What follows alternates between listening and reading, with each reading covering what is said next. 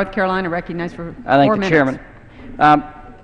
And I appreciate the opportunity to address the crowdfunding section of this bill.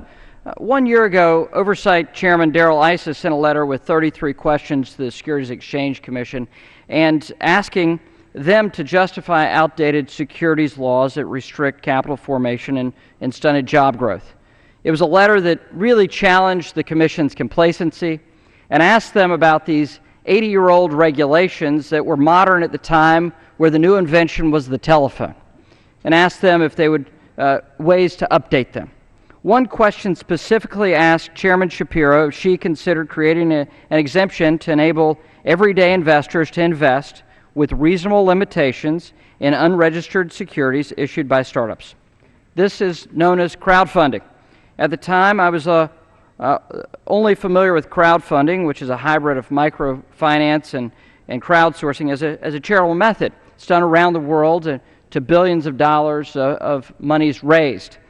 For example, a local brewery in my home state of North Carolina was able to raise $44,000 on a platform called Kickstarter.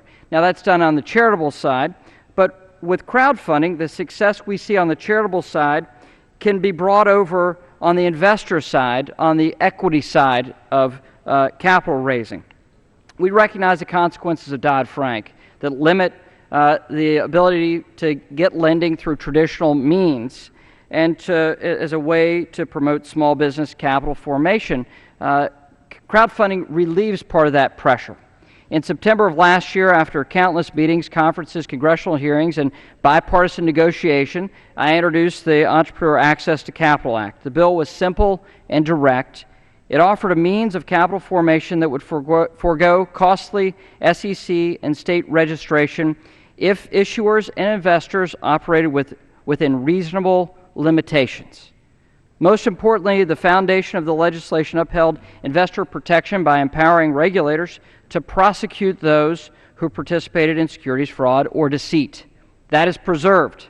The Entrepreneur Access to Capital Act, our focus was on market innovation and investor protection to attract both political parties and well-known market participants to the table. As a result of that bipartisan bill, we had over 400 members on this floor voted for that bill.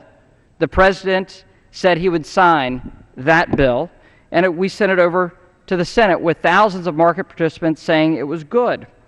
This year, that same language was included as a provision within this legislation, the Jobs Act.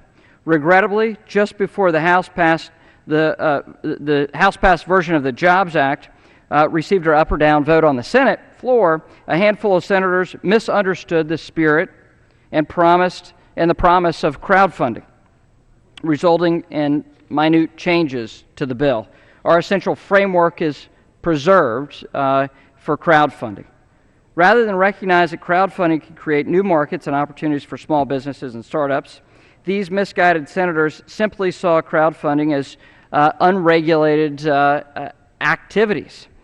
This misperception caused them to design a crowdfunding title that is riddled with burdens on issuers, investors, and intermediaries, and limits general solicitation and enhances SEC rulemaking authority.